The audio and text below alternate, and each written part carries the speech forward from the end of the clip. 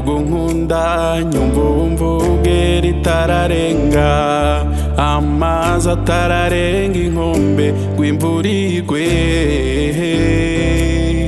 ko waburi ukinangira ese aho ntiwijuse ukibagirwa ko amahoro n'umuvuga bitangwa na Yesu uwo wateye umugongo amahoro n'umutekano ni Yesu bitanga urumve Rwanda. Mwami Yesu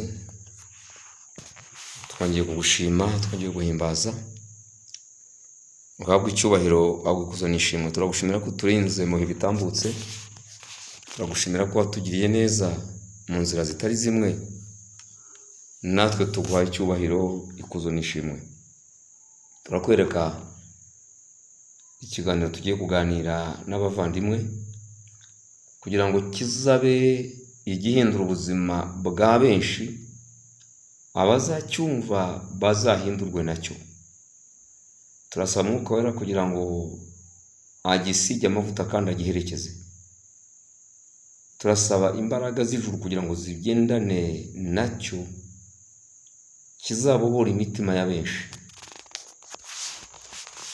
Mwami Yesu abantu baboheye ku bicaniro isi yabubakiye iyobowe na shebuja wayo ari we Satani.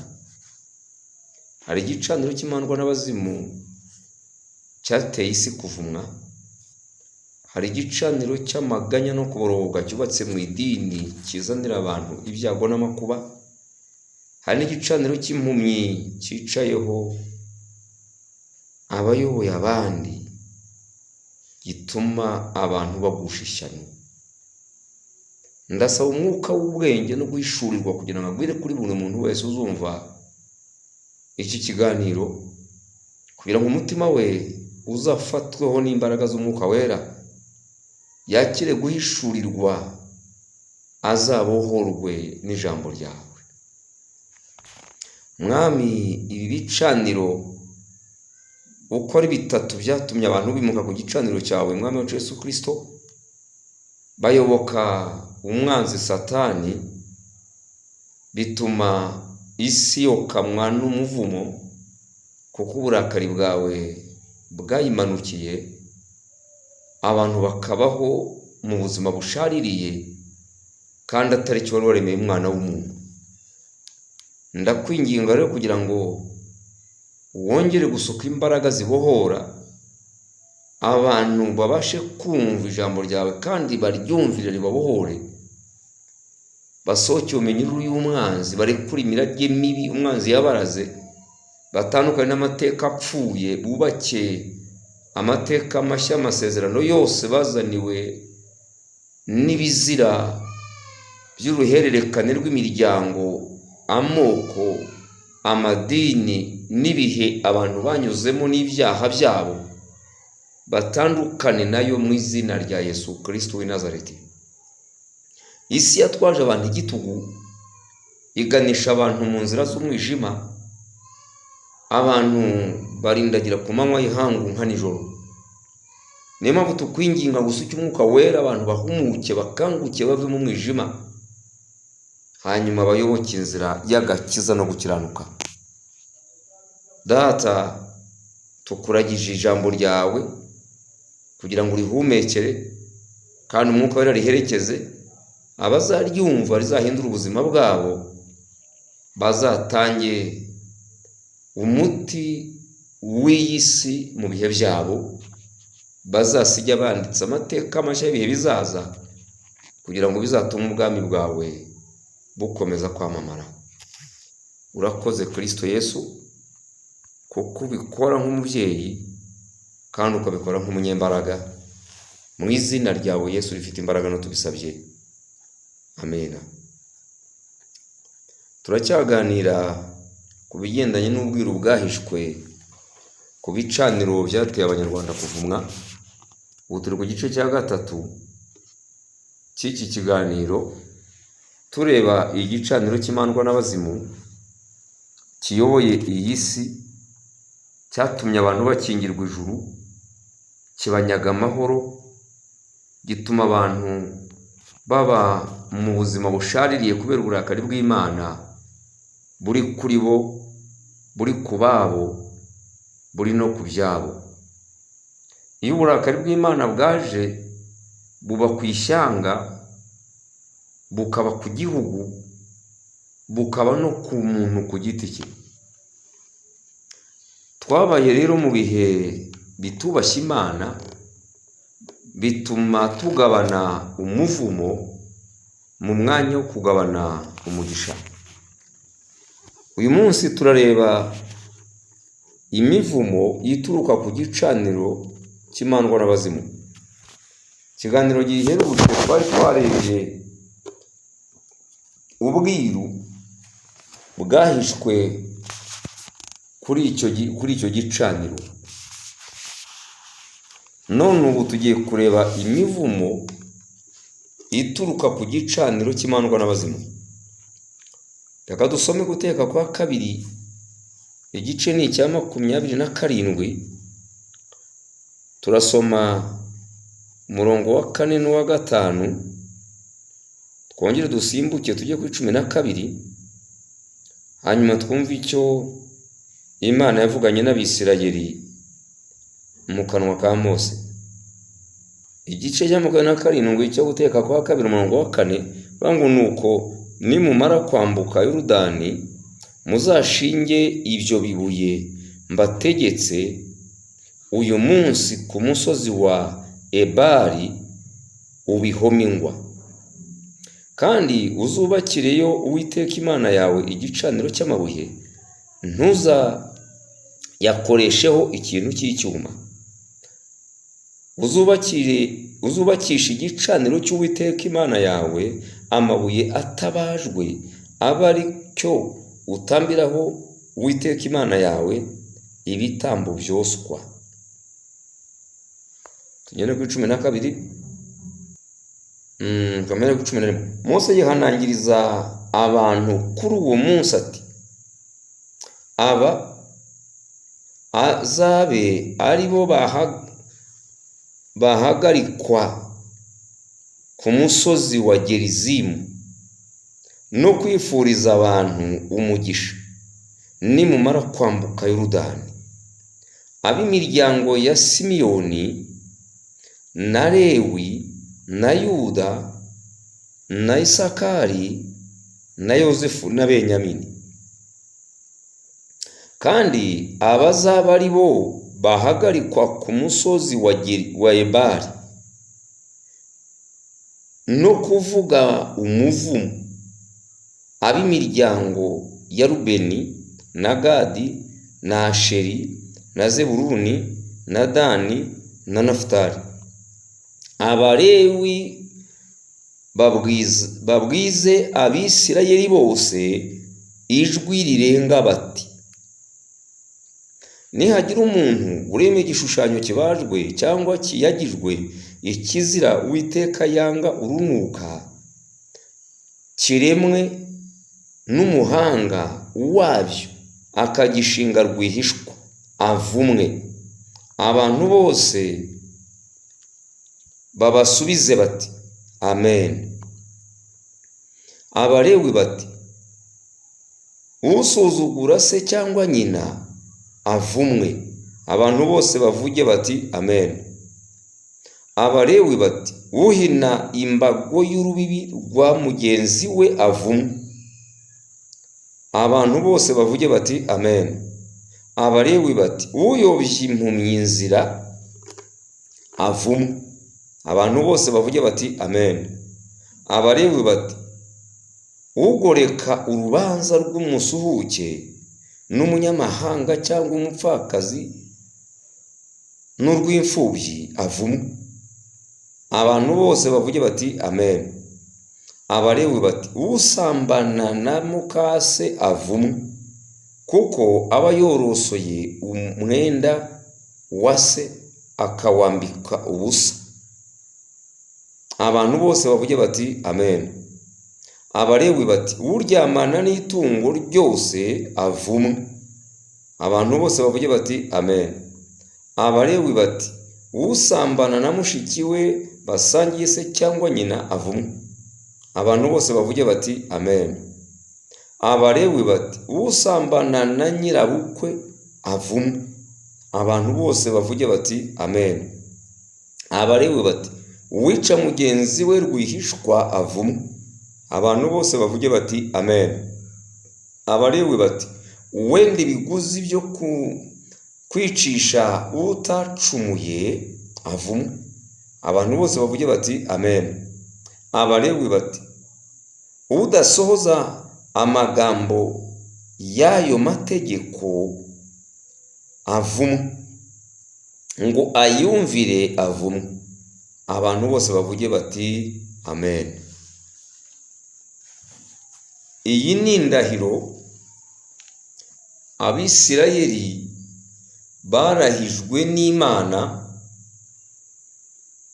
igihe bari bamaze kwambuka bageze hakurya, basohotse mu butayu bambutse Yorodani. Iyi yari indahiro Abisirayeli bagomba kurahira, izabahesha umugisha cyangwa izabahesha umuvumo. Hano turareba igicaniro kimandwa n'abazimu kizanira abantu kuvumwa. Turareba aho umuvumo ukomoka. Abisirayeli bari hafi kwambuka, Imana ibwira Mose ngo niyongera bibutse ko kizira kikaziririzwa ko Abisirayeli bagomba kugira igicaniro kitari icy'Imana yaremye ijuru n'isi, yarimo ibakura mu gihugu cya Egiputa. Nta kindi gicaniro bemerewe keretse igicaniro cy'Uwiteka Imana yabo ibavanye mu Egiputa, irimo ibatambutsa mu butayu, igiye kubaraga igihugu cy'amata n'ubuki cya Kanani. None rero babwira ngo nihagira umuntu wihangishaho, nashaka aba ari umuhanga wize ati, uzarema igishushanyo kibajwe cyangwa se ikiyagijwe, akagishinga rwihishwa cyangwa akagishinga ku mugaragaro, abantu bagahindukira bakakiramya, uwo nguwo azavumwa, n'abazakiyoboka bazavumwa. None biramubwira ngo nimumara kugera hakurya, muzafata amabuye manini. Ayo mabuye azaba ibihamya by'amasezerano nsezeranye namwe. Amabuye amwe azashingwe Ebali muhasa n'igicaniro, hanyuma untambire w'ibitambo tuhahurire kugira ngo tugirane amasezerano. Igicaniro cyose aho kiva kikagera kiba kiriho umutambyi, kiba kiriho ibitambo, kiba gikorerwaho amasezerano. Imana rero gisezeranyije Mose ngo nibagera hakurya bamaze kwambuka bazashinga aya mabuye, nibamara kuyashinga asa n'igicaniro cy'Uwiteka, hanyuma agishyireho ibitambo byose by'uko bari amahoro.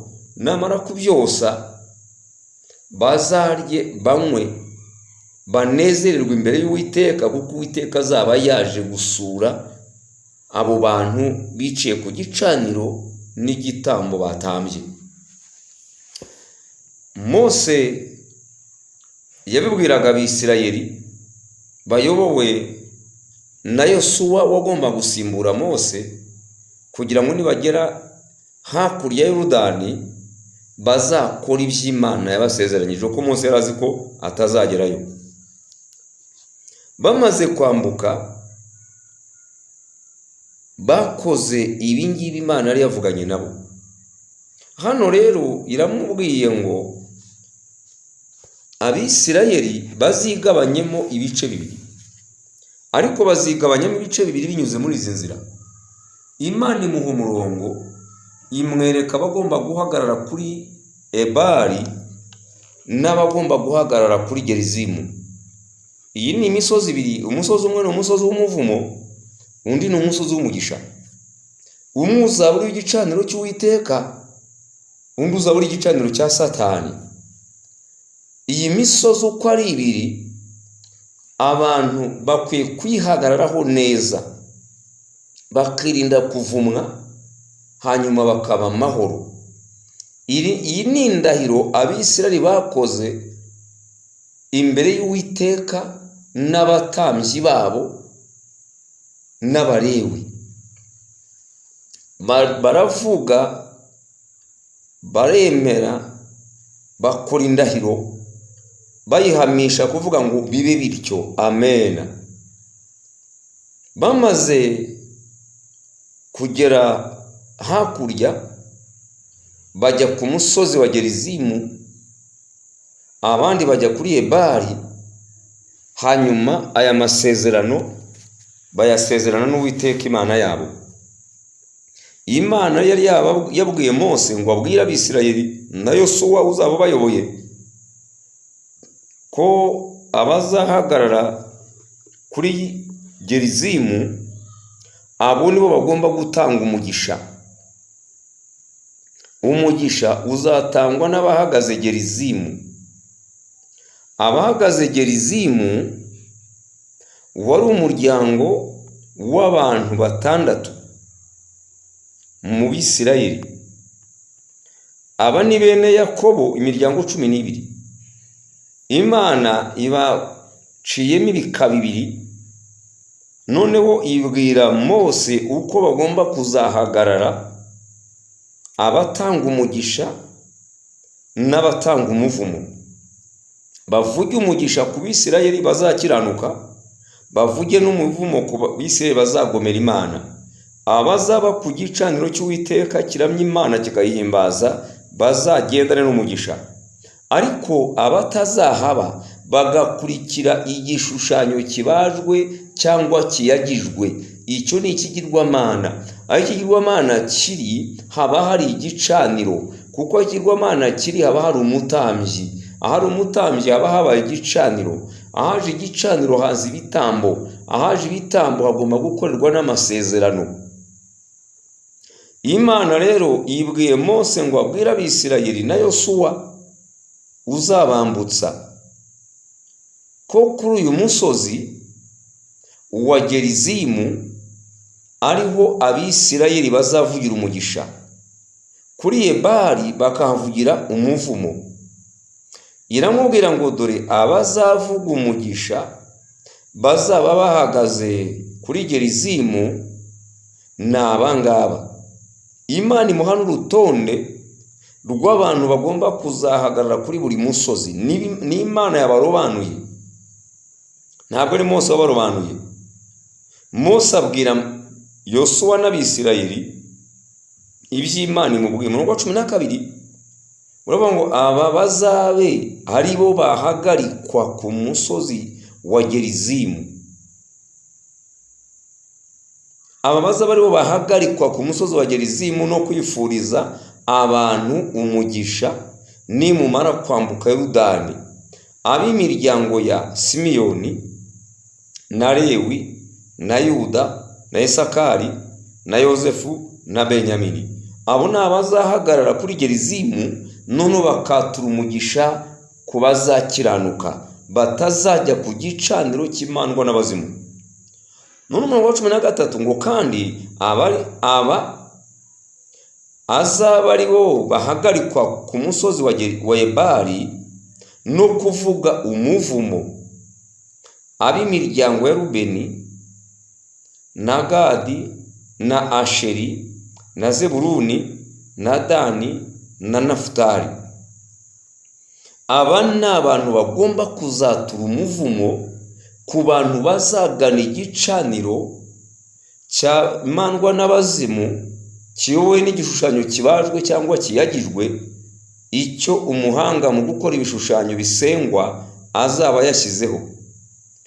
Iyo tugiye mu Kuva 20 uhereye ku murongo wa 1 ku murongo wa 5, Imana yari yabihanangirije, irabwira ngo baramenye ntibazagire imana yindi bagana uretse Uwiteka Imana yabaremye.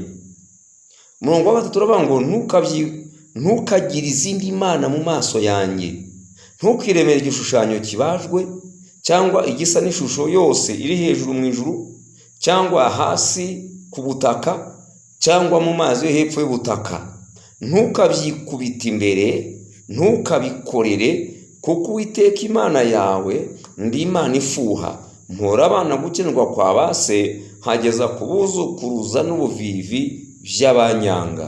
Imana yari yabihanangirije barimo bava Egiputa, bari mu butayu bagana i Kanani. None Imana yongeye kubibutsa, ibwiye Mose ngo ngira ubibutse ibyo navuganye nabo. Hari abana bavutse batabizi, wongera ubibibutse ko igihe cyo kwambuka kirageze, hatazagira umuntu wibeshya, noneho yamara kugera hakurya agata izina ry'Uwiteka Imana yabakuye mu Egiputa mu nzu y'uburetwa, hanyuma akayoboka imana z'Abanyakanani aho bagiye, cyangwa se akaziga gukora ibyo Abanyegiputa bakoraga mu kibarimo. Nukuri umenye igihe wagenderewe, Rwanda we, dore umwaka w'imbabazi uragushiranye. Iyo uzakumenya umuhamagaro Uwiteka yagushyizeho, ugakura ibishimwa mu bigawa, ukagirwa akanwa k'Uwiteka, ugakura ibishimwa mu bigawa, ukagirwa akanwa k'Uwiteka. Abo mu muryango wa Rubeni, abo mu muryango wa Gadi, abo mu muryango wa Asheri, abo mu muryango wa Zebuluni, abo mu muryango wa Dani na Nafutali, abangaba nibo bagomba guhagarara kuri Ebali, hanyuma bakavuga umuvumo ku Bisirayeli bazata Imana, bakajya ku gicaniro cy'imandwa n'abazimu cyashyizweho bishingiye ku bigirwamana. Ikigirwamana ikintu cya mbere gikora, gihuma abantu amaso, kikabatwara ubwenge.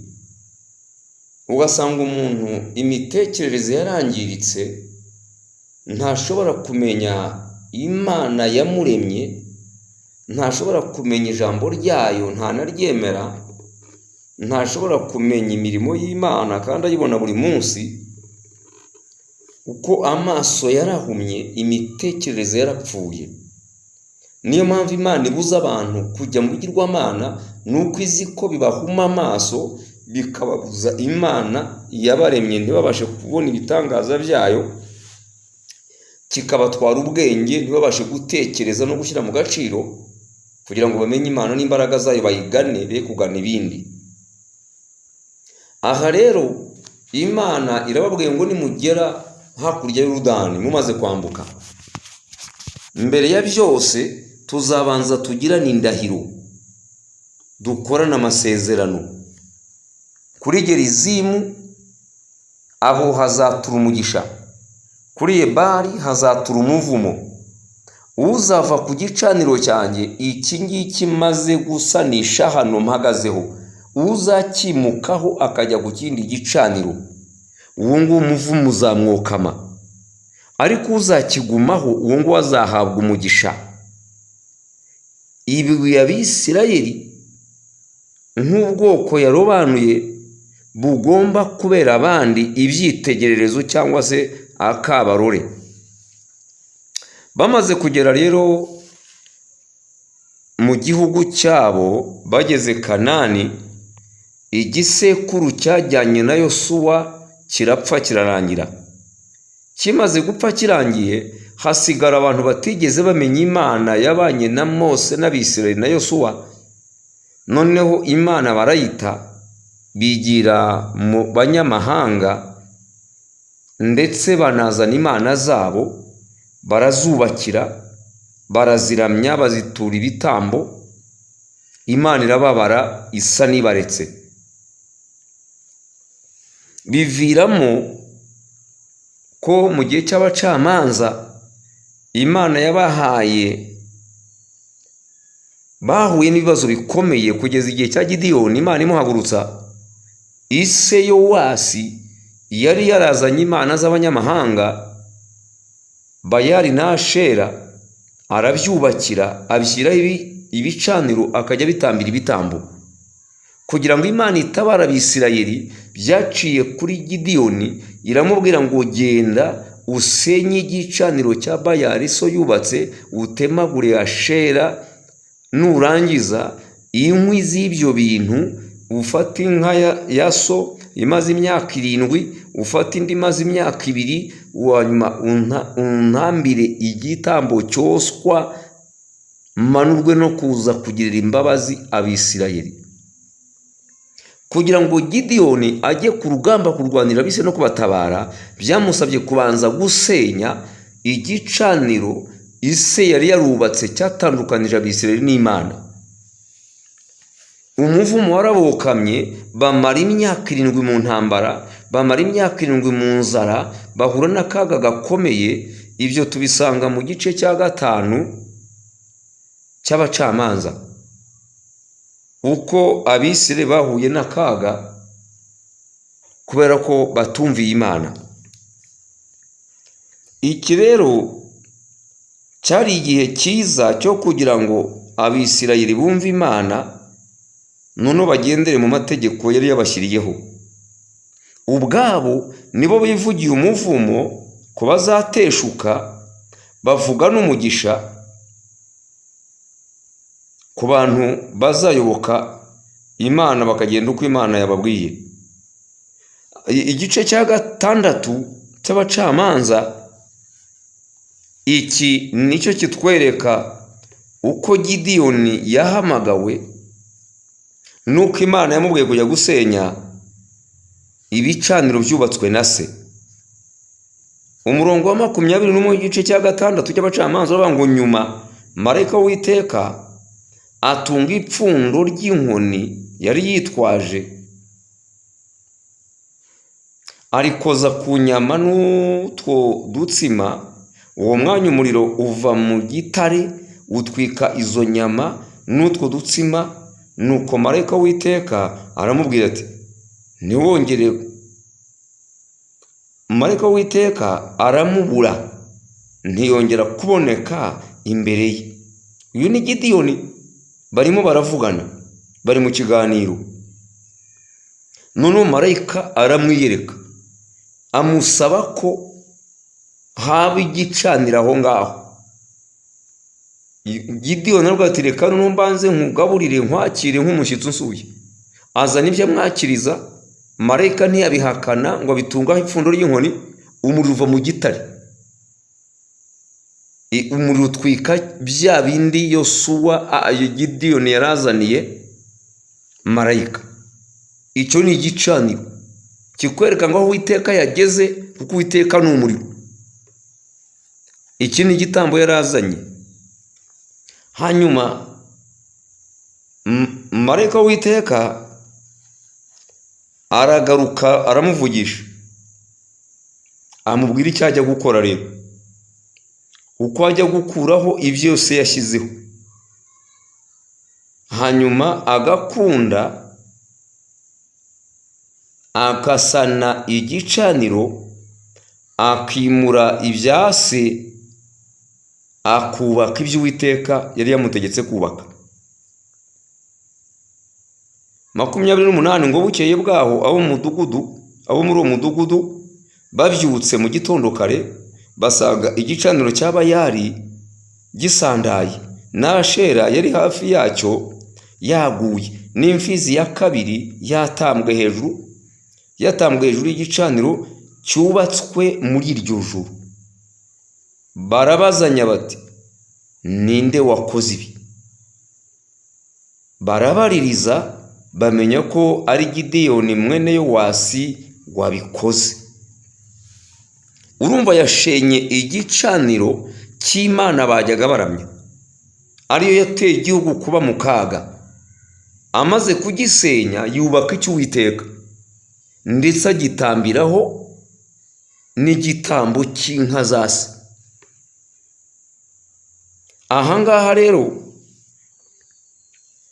haratwereka ko igicaniro kitari icy'Uwiteka kizanira abantu ibyago, kikabatuza mu makuba, kuko uburakari bw'Imana buba ku buzima bwabo, bakukamwa n'umuvumo, kandi uwo muvumo ukaba uruhererekane. Bamaze kugera rero mu gihugu cy'amasezerano, igisekuru cya Yosuwa kimaze kurangira, abakiri bato batari bazi imirimo y'Uwiteka Imana bazanye imana z'abanyamahanga, barazikorera, baraziramya, bituma uburakari bw'Uwiteka bubazaho.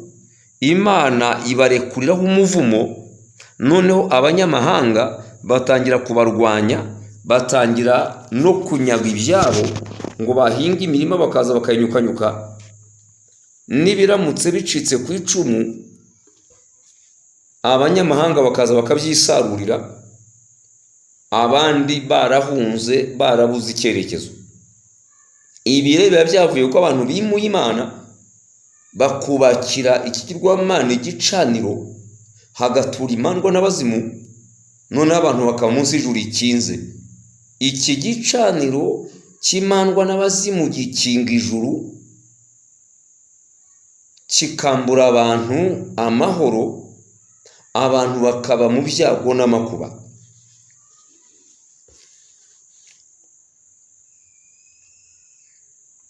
Bamaze kujya ku mana z'abanyamahanga bakahakura kuvumwa, bo ubwabo batangiye gutakambira Imana. Imana nibwo yanyuze kuri Gideyoni kugira ngo ibatabare. Icyo ni igihe cy'abacamanza. Hanyuma Imana iza kubimikira umwami. Aba bantu babarahije uko babarahiza, abandi babyemera ngo bibe bityo, bizabe bityo. Ijambo amena nicyo rivuga ngo bibe bityo cyangwa bizagende bityo. Iyo bababwiraga ngo nimukora ibi ngibi iyi mivumo izabazaho, abandi bati bizabe bityo. Barangije baca muri ya ndahiro bagiranye n'Uwiteka, bajya mu byo bavuze ko batazajyamo, bituma wa muvumo bazaho. N'umwami wabo wa mbere Sawuli yarategetse, agira ibibazo ku ngoma ye, abura epfo na ruguru ko yari yarataye Imana, ajya kuraguza, ajya gushikisha ku mupfumu wa Endori. Agiye gushikisha ashaka ngo umwuka wa Samweli, kugira ngo Samweli azamubwire icyo gukora. Ubwo ni ubupfumu burimo burahererekana, kandi ubupfumu Imana yari yarababujije.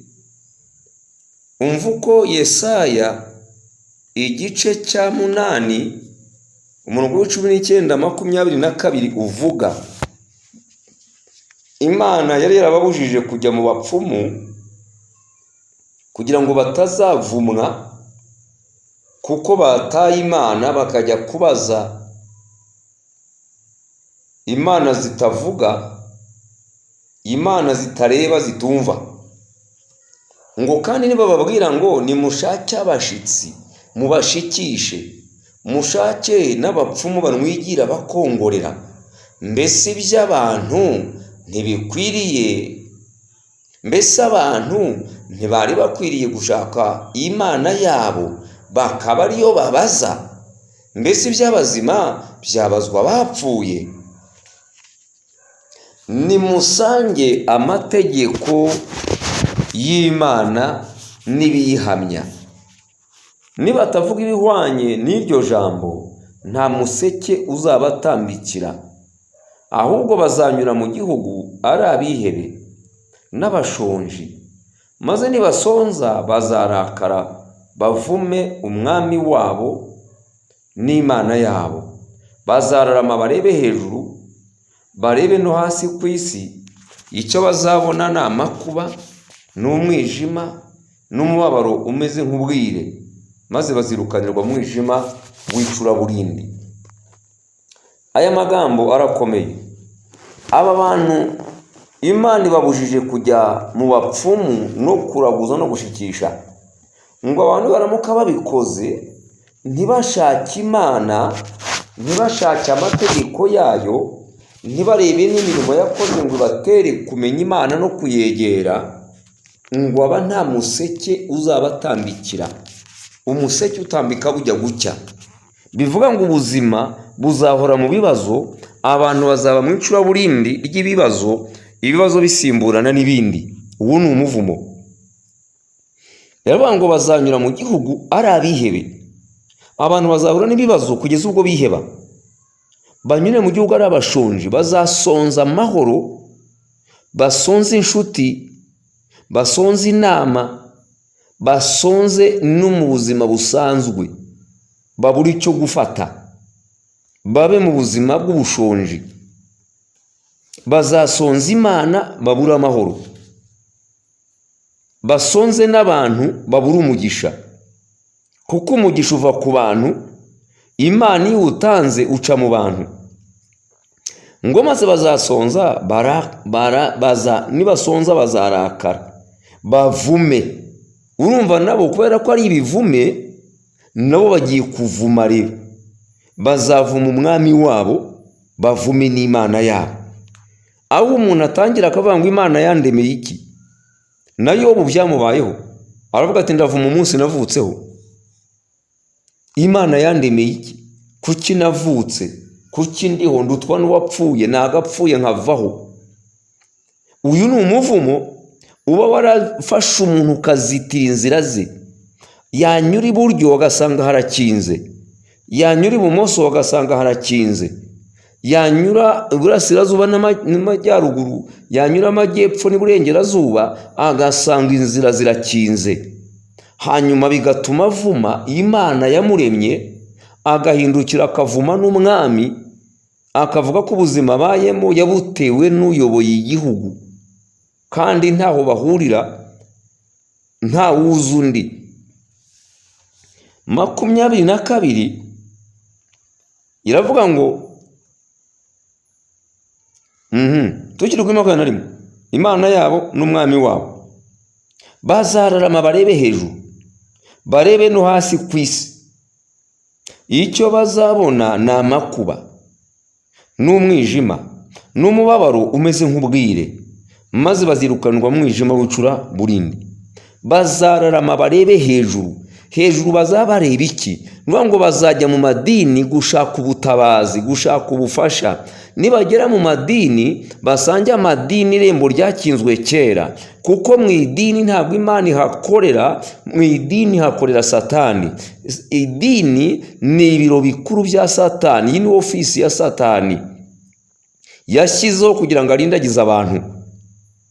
Hanyuma bazareba no ku isi. Ku isi bazareba iki? Bazagaruka muri ba bapfumu, bagaruke muri ba bantu bari bazi ko bari bugire icyo babafasha, basange nabo ku bibazo byabo ntibabishobora. Kuki batabishobora? Ibibazo byabo byavuye ku muvumo wavuye ku Mana. Umuvumo wavuye ku Mana nta muntu wawuvanaho, ntabwo umupfumu yawukuraho, keretse Imana nyir'ubwite niyivanaho uyu muvumo. Umuvumo wavuye ku muntu, undi muntu umusumbya amavuta araza akawukuraho, cyangwa se uwo bari ku rwego rumwe rw'amavuta yaza akawuvanaho. Ariko umuvumo wavuye ku Mana nta muntu uwuvanaho, uretse ko uyu muntu wavumwe ashobora kuza kwihana agahindukirira Imana, Imana ikamubabarira, noneho ubuntu bwayo bwamuzaho, Imana ikamuvumura ubwayo. Iki rero kirakomeye. Abantu baba bamaze kubyiyaturira, babyemeye, barangiza ntibabyumve, hanyuma uyu muvumo uva ku Uwiteka ukabazaho. Umurongo wa 22 ngo barebe hejuru, barebe hasi no ku isi. Icyo bazabona ni amakuba n'umwijima n'umubabaro umeze nk'ubwire, maze bazirukanwa mu mwijima w'icura burindi. Ubwo ubona bamwe biyahura, ubwo ubona abandi bajya mu tubari ugasanga barasinze barapfuye, ugasanga abandi biroshye mu buraya, ugasanga abandi bariyahuza ibiyobyabwenge, ni iki kibazo kiba cyarababayeho. Kuko yanyuze mu nzira ziko zishobora kumukemurira ibibazo, abona biranze. Yabona byanze agahitamo gucaho inzira itari, akagonga urukuta, rwa rukuta yarugonga ubuzima bukangirika. Ari mu mwijima w'icura burindi, yashatse igisubizo yarakibuze, ari mu bwire, arakabakaba ku manywa, arakabakaba nijoro, ntazi gutandukanya ibizima n'ibyapfuye, ntazi gutandukanya ikibi n'icyiza, ntazi gutandukanya amanywa nijoro. Uyu ararindagira, igihe cyose usanga ubuzima bwe bwarangiritse. Uyu ni umuvumo rero. Urava he? Urava kuko abantu baramije ibigirwamana, bayoboka imandwa n'abazimu, bazishyiriyeho ibicaniro, bya bicaniro bibazanira umuvumo. Umuvumo watandukanya n'Imana, uburakari bw'Imana buri ku buzima bwabo. Niyo mpamvu buri kintu cyose bakozeho cyangirika, kidakunda. Rero Sawuli yabazaniye ikibazo nk'Abisirayeli, yagiye ku mupfumu gushikisha, nawe byaje kumuviramo gutangira gusara, bimuviramo gucibwa ku ngoma, hanyuma ingoma ihabwa Dawidi. Iki ni ikibazo cyavuye mu kuko atumviye Imana. Imana imuca ku ngoma, imusimbuza undi. Aba Bisirayeli bageze hakurya ya Yorodani, bagomeye Imana, bamaze kugera mu gihugu cyabo cy'i Kanani. Yosuwa amaze kugenda n'igisekuru bari kumwe, bikururira uburakari bw'Imana kuko bagiye mu mana z'abanyamahanga, bituma basandazwamo umuvumo, kandi ubwabo birahiriye, biyemereye, bisezeraniye, bahagaze Gerizimu na kuri Ebali.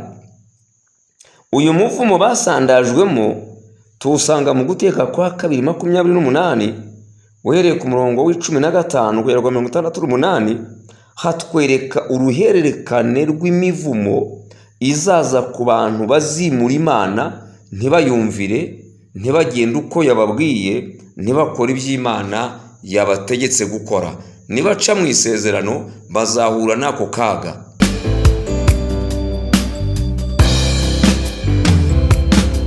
Uwiteka yakuvuzeho kuzajyana ububyutse bukwira isi, uzabwiriza amahanga yitegure, kuko Yesu agiye kuza, kandi itorero rigomba gukanguka, ubwiza bwaryo bukarutuga mbere. Urumva se Rwanda uhagaze aho ushakwa, kuko itorero rigomba gukangurwa n'ijwi ryawe Rwanda. Urumve Rwanda, nukuri umenye igihe wagenerewe. Rwanda we, dore umwaka w'imbabazi uragushiranye. Iyo uzakumenya umuhamagaro Uwiteka yagushyizeho, ugakora ibishimwa mu bigawa, ukagirwa akanwa k'Uwiteka. Iki gitabo cyo Guteka kwa 2 gisobanura neza iyi mivumo. Uhereye kuri igice cya 27 twasomye n'iki cya 28 cyerekana umugisha n'umuvumo. Iyo rero abantu babaye ku gicaniro cy'imandwa n'abazimu, baba biteguye gukingirwa ijuru, kuko iki gicaniro gikinga ijuru kigakingura kuzimu. Mu mwanya wo kugira ngo dusurwe n'Imana, dusurwa na Satani. Mu mwanya wo kugira ngo tubone abamarayika batugenderera, hazamuka abadayimoni. Mu mwanya wo gusurwa n'Umwuka Wera kugira ngo avugane natwe, dusurwa n'abazimu, nibo batangira kugendagenda mu bantu no gukora imirimo yabo. Mu mwanya wo kubona ibyiza rero tubona ibibi. Iyo ijuru ryakinzwe, icyiza gica kure yacu, tugatangira kwakira ibibazo, tukakira ingorane, tukakira intambara. Ku gicaniro rero haba amasezerano. Aya masezerano niyo atera abantu ibibazo. Igicaniro cyose aho kiri kiba gikorerwaho amasezerano, kiba gitamba ibitambo, kiba gifite abatambyi bakiriho, kandi haba hari ikigirwamana kigenzura icyo gice. Icyo kigirwamana nicyo gihuza abantu na Satani, kuko abadayimoni baza bakurikiye icyo kigirwamana.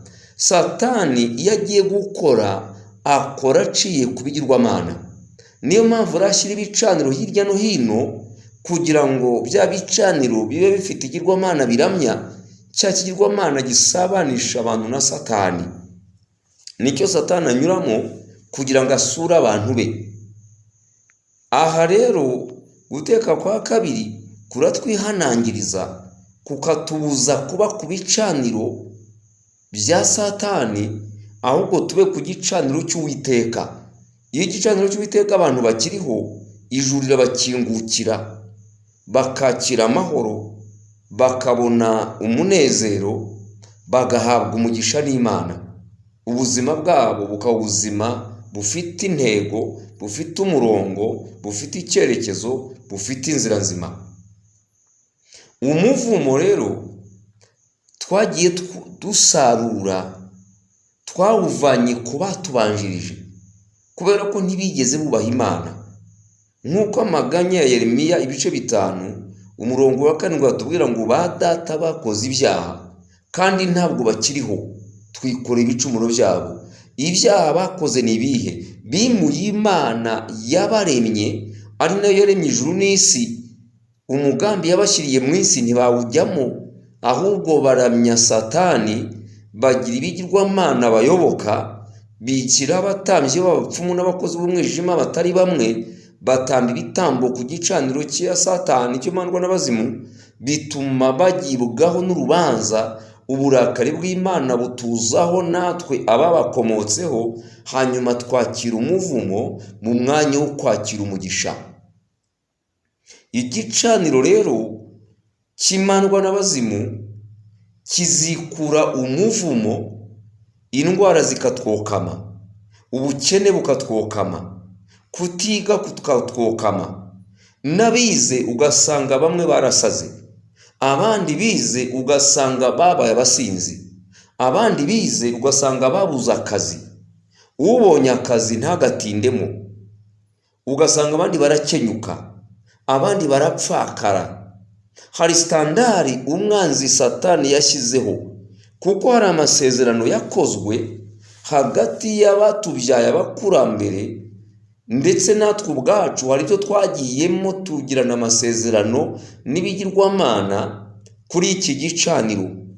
Noneho ya masezerano aradukurikirana, kuko hari imyuka iza kuyishyuza, bakadushyiraho rero nyirantarengwa standard, bakavuga ngo ntabwo uzarenga aha keretse nubigenza utya. Abantu rero kubera ko batamenye ko hari nyirantarengwa bashyiriweho, ntibanibuke n'amasezerano basezeranye n'imandwa n'abazimu, icyo gihe ubuzima bugapfa.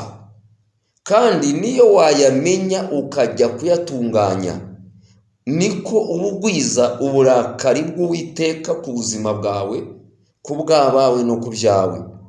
Ikituvanaho uburakari bw'Imana ni kimwe cyonyine, nuko twizera amaraso ya Yesu, hanyuma tukamwakira nk'umwami n'umukiza w'ubugingo bwacu, tukitandukanya n'amateka ya kera, tugasohoka mu mirage mibi, tugasesa amasezerano twabayemo, ayo twagiranye na Satani binyuze ku bigirwamana, biciye kuri ibi bicaniro n'ibitambo twatambye n'imihigo twahize, tukitandukanya n'imiryango n'ibisekuruza, tukabyihakana tukabivamo, tukitandukanya n'ubwoko twavutsemo n'ubwo twashatsemo, hanyuma tukimuka tukava mu gihugu kivumye ari cyo kiramye ibigirwamana, kikaba gipfukamira imandwa n'abazimu, tukimukira mu gihugu gishya kiremwa na Kristo Yesu, tugasohoka mu miryango y'abantu bapfa,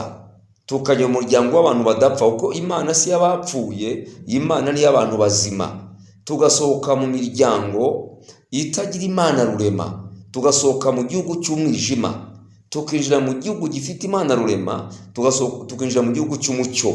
Aho nta handi ni kwa Aburahamu sekuruza w'abizera, ni kwa Isaka na Yakobo sekuruza w'amahanga. Aha niho abantu bimukira bagahindura ubwenegihugu kuko bamaze kwakira Yesu nk'umwami n'umukiza w'ubugingo bwabo. Noneho tugatangira gusenga ariko duhagaze ku Mana ya Aburahamu, Imana ya Isaka, Imana ya Yakobo. Kuko ndagira ngo mbabaze, ese uko wumva iki kiganiro urabona ushobora guhagarara ku maguru yawe abiri ugasenga ukavuga ngo Mana ya data, Mana ya sogokuru, Mana ya sogokuruza? Urumva bishoboka? Iyo Mana wayihamagara yagutabara, haba iki byagenda bite? Kuko usanga ba sogokuru ntabwo bamenye Imana yaremye ijuru n'isi, ba data ntibigeze bamenya Imana yaremye ijuru n'isi, babaye ku bigirwamana, baba ku gicaniro kiramya imandwa n'abazimu, bibakururira umuvumo, uburakari bw'Imana bubazaho, natwe barabidusigira, barabituraga. Ni bangahe bashobora guhagarara agahamagara Imana ya se, agahamagara Imana ya nyina, agahamagara Imana ya nyirakuru na sekuru? Ni bangahe? Agahamagara Imana ya sekuruza na nyirakuruza. Iki ni ikibazo rero gikomeye. Ariko dufite Imana ya Aburahamu, ya Isaka na Yakobo. Iyo twayihamagaye gutabarwa turakubona. Ariko uhamagaye Imana ya sogokuru, ugahamagara Imana ya so, ugahamagara Imana ya nyoko n'iya nyogokuru, sinzi ko ubutabazi bwakugeraho bwagusiga amahoro. Aha rero harakomeye. Birakwereka ngo igicaniro rero twabayeho cyaturaza umuvumo, nticyaturaza umugisha, cyatunyaza amahoro, nticyaduhaye kugubwa neza. Ndagira ngo rero mu gusoza iki kiganiro turebe uko twimuka kuri iki gicaniro, twimukiye mu mandwa n'abazimu, dusohokeye muri aya mateka ya kera apfuye, amateka mabi yaturemeye amasezerano mabi. Aya masezerano mabi akaduhesha imirage mibi, hanyuma twinjire mu muryango w'abana b'Imana bavutse ubwa kabiri, tujye kwa Aburahamu, Isaka na Yakobo. Binyura mu zihe nzira rero? Binyura mu kwihana no kwatura. Twatura amateka tukihana ibyaha, hanyuma tukakira umwami Yesu akatubera umwami, akatubera umukiza w'ubugingo bwacu, tukamuha intebe y'umutima, agatangira kuyobora ubuzima bwacu mu myaka yo kubaho isigaye. Iyo dusomye ibyakozwe no mu gice cya 4 umurongo wa 10 ukageza ku murongo wa 12, aya ni amagambo twahawe atwereka uburyo abantu bakwiye gukora. Haravuga ngo, ariko mumenye mwese n'abantu bose bo mu Bisirayeli yuko ari izina rya Yesu Kristo w'i Nazareti, uwo mwabambye Imana ikamuzura, ari ryo ryatumye uyu muntu ahagarara imbere yanyu ari muzima. Haleluya! Uyu yari umuntu wari waramugaye, yararemaye, amaze imyaka itari mike. Ariko Petero na Yohana bahageze, arabasaba. Abasabye baramubwira bati, ntacyo dufite twaguha gifatika, ariko n'ibyo abantu baguhaye ntacyo byakumariye, twebwe tugiye kuguha icyo dufite. Baramubwira ngo, mu izina rya Yesu Kristo w'i Nazareti haguruka ugende. Bamufata ukuboko baramuhagurutsa. Uyu mugabo arahaguruka, ntiyongeye gusaba, ajya kwikorera nawe afasha abandi. Hanyuma abanyedini rero babimenye bararakara, bafata Petero na Yohana bakoze uwo murimo mwiza, babashyira mu rukiko kubaburanya ko bakoze imirimo yabananiye. Kuko idini ntabwo rikiza abantu, ahubwo rifasha Satani kwica abantu. itorero rya Kristo ririmo igicaniro cy'Uwiteka riramya Imana rikayihimbaza, niryo rikingura ijuru abantu bagatabarwa bagakira. Ariko idini riba ryicayemo igicaniro cy'imandwa n'abazimu rigakinga ijuru, abantu bakaba mu byago n'imibabaro, bagatura mu gahinda ko uburakari bw'Uwiteka buri ku buzima bwabo, bigatuma abantu baba mu muvumo bakokamwa n'ibibi. Hano arabasubiza ngo Yesu niwe buye ryahinyuwe namwe abubatsi, kandi ryahindutse rikomeza imfuruka, kandi nta wundi agakiza kabonerwamo, kuko ari nta rindi zina munsi y'ijuru ryahawe abantu bakwiriye gukirizwamo. Haleluya! Iryo zina ni rya Yesu Kristo, niryo rihagurutsa abantu mu muvumo, niryo rihagurutsa abantu ku gicaniro cy'imandwa n'abazimu, niryo rihagurutsa abantu mu byaha, niryo rihagurutsa abantu mu tubari, niryo ribahagurutsa mu busambanyi n'ubusinzi n'uburaya, niryo ribahagurutsa mu biyobyabwenge, niryo rihagurutsa abantu mu bumuga, niryo rihagurutsa abantu muri kanseri na za diyabete, niryo ribahagurutsa muri stroke n'ibindi byose bigendana. Iyo mivumo yose twazaniwe n'icyaha, abantu bakaba ku gicaniro kivumye kikabatera kuvumwa, uhaduhagurutsa ni Yesu Kristo. Niyo mpamvu ngira ngo usubiremo aya magambo hanyuma nawe wimuke. Subiramo uti: Mwami Yesu, numvise ijambo ryawe uyu munsi, mfashe umwanzuro mushya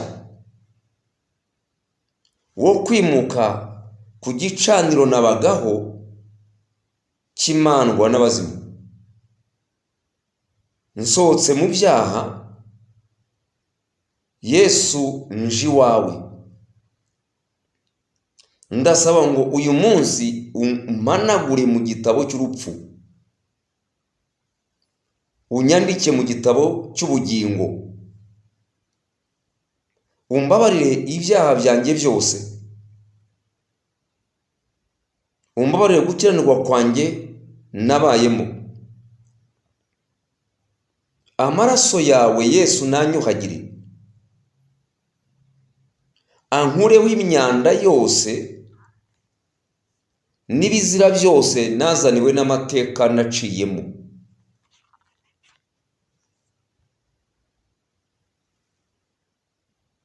Uyu munsi nihakanye umuvumo wose navanye ku gicaniro cy'imandwa n'abazimu. Nihakanye amasezerano yose nakoreye ku gicaniro cy'imandwa n'abazimu. Nihakanye amasezerano yose abambyaye bakoreye ku gicaniro cy'imandwa n'abazimu. Nihakanye ibisekuruza navutsemo nditandukanya nabyo. Nihakanye ubwoko navutsemo n'ubwo nashatsemo n'ibizira byabwo byose, n'amasezerano yabyo yose mu izina rya Yesu. Uyu munsi ndimutse, mvuye mu gisekuru cy'abantu bapfa, nimukiye mu gisekuru cy'abantu badapfa, igisekuru cya Aburahamu, igisekuru cya Yakobo, igisekuru cya Isaka. Nimutse mu gisekuru kitagira Imana rurema, ninjiye mu gisekuru gifite Imana rurema. Igisekuru cya Aburahamu, icya Isaka na Yakobo. Nsohotse mu gisekuru kivumye, nsohotse mu gisekuru gipfa,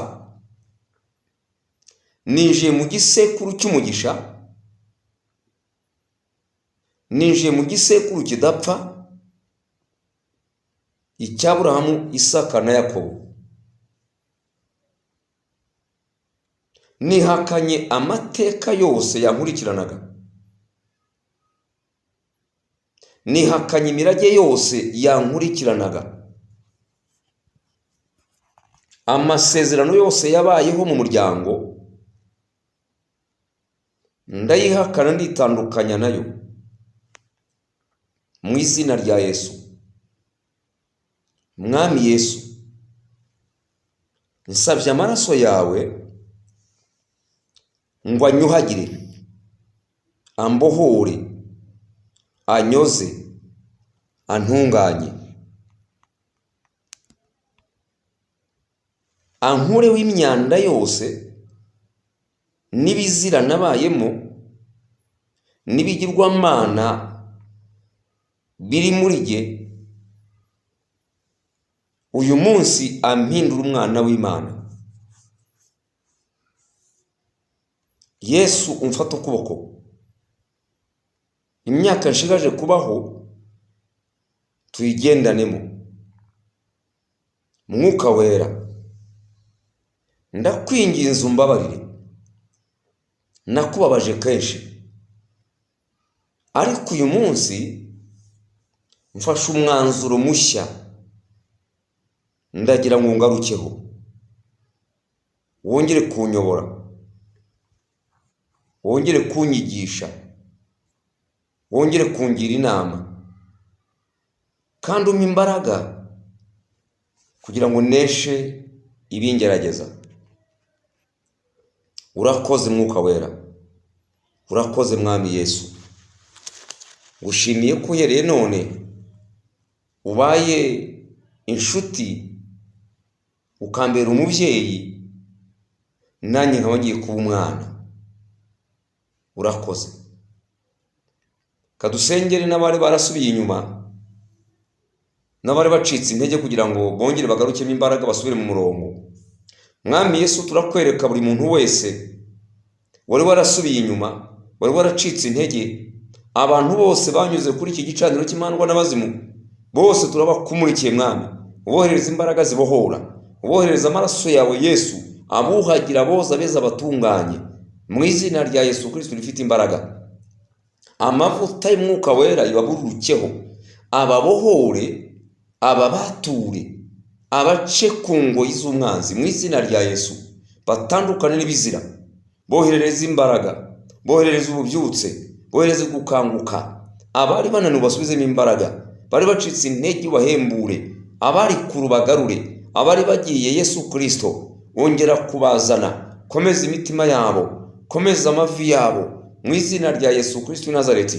Wongera ubagarukeho, ugendane nabo, ubarinde, ubimane umwanzi ntiyongere kubigarurira. Imigozi yari baboshye icagagurikiye mu izina rya Yesu. Amajwi yabongorera gaceceke mu izina rya Yesu. Byabatwazaga igitugu byose bisenyuke, bibarekure mu izina rya Yesu. Abo umwanzi rero bakingiraniye, turabakinguriye, turabasohoye. Umwami wacu Yesu Kristo, batangiyemo ububyutse, batangiyemo guhembuka no gukanguka. Ubungure ubwenge, ubungure guhishurirwa, kandi uvugane nabo babashe kukumva, bace bugufi, baramye izina ryawe haba ku manywa haba nijoro. Basohoke ku bicaniro byose byatuma uburakari bwawe Yesu buza ku buzima bwabo. Ubababarire, ubagaruze ubugwaneza, ubasubize mu murongo muzima, nabo bazavuga ineza yawe. Urakoze ko byose ubikora nk'umubyeyi, mu izina rya Kristo Yesu niho tubisabye. Amina. Ugakura ibishimwa mu bigawa, ukagirwa akanwa k'Uwiteka.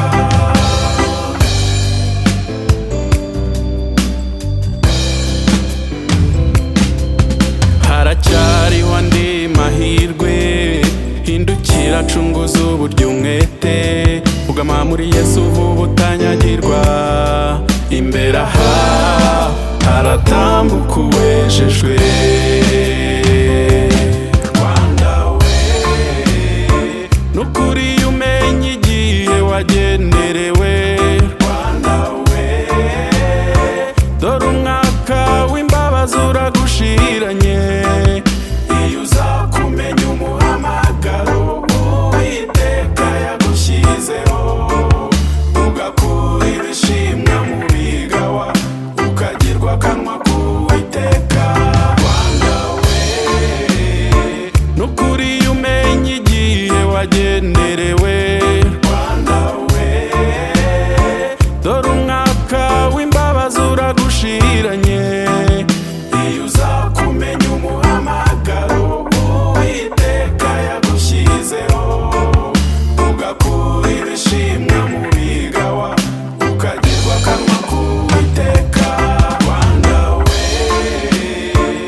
by'ukuri umenye igihe wagenderewe. Rwanda we, dore umwaka w'imbabazi uragushiranye. Iyo uza kumenya umuhamagaro Uwiteka yagushyizeho,